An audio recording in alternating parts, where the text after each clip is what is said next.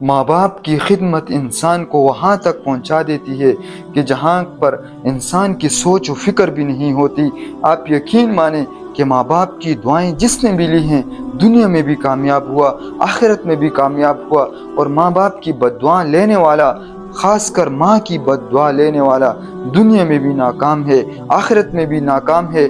حافظ عبدالقی اپنی کتاب روح الکتاب میں لکھتے ہیں کہ میں سفر پہ جا رہا تھا، بصرہ کا علاقہ ہے، عراق کا علاقہ ہے، میرا گزر قبرستان سے ہوتا ہے اور مجھے گدے کی سی آوازیں آ رہی ہیں۔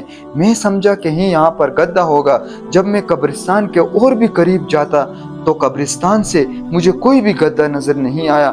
میں نے لوگوں سے پوچھا کیا ماجرا ہے، یہاں پر کافی دنوں سے میں گدے کی سی آوازیں سن رہا ہوں، گدہ بھی نہیں ہے لیکن یہ قبر سے آواز آ رہی ہے۔ تو کسی نے کہا یہاں پر ایک ایسے ماں باپ کے نافرمان کی فوت ہو چکا ہے کہ جس کے فوت ہونے کے بعد روز اٹھتا ہے اور قبر سے گدے کی سی آوازیں آتی ہیں۔ اس کا ماجرا یہ ہے کہ جب بھی اس کی ماں اس کو آواز دیتی تو ماں سے کہتا کہ گدے کی طرح بک بک مت کر، گدے کی طرح بکواس مت کر۔ اب جب سے فوت ہو چکا ہے تو تب سے یہی قبر سے اٹھتا ہے اور گدے کی سی آواز نکالتا ہے اور پھر قبر میں چلا جاتا ہے۔ میرے بھائیو دوستو، ماں باپ کی بد دعائیں انسان کو وہاں پہنچا دیتی ہیں جہاں انسان سوچ بھی نہیں سکتا۔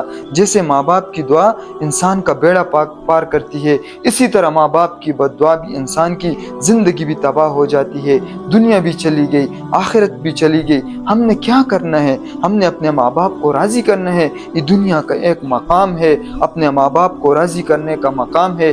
دنیا میں اگر ہم نے اپنے ماں باپ کو راضی کیا، ہماری آخرت بن گئی۔ اگر کوئی انسان دیکھنا چاہتا ہے کہ میرا رب مجھ سے راضی ہے کہ نہیں، اپنے ماں باپ کو دیکھے کہ وہ اپنے ماں باپ اس سے راضی ہیں تو سمجھ لے کہ اس کا رب بھی اس سے راضی ہے۔ ماں باپ ناراض ہیں تو سمجھ لے کہ اس کا رب بھی اس سے ناراض ہے۔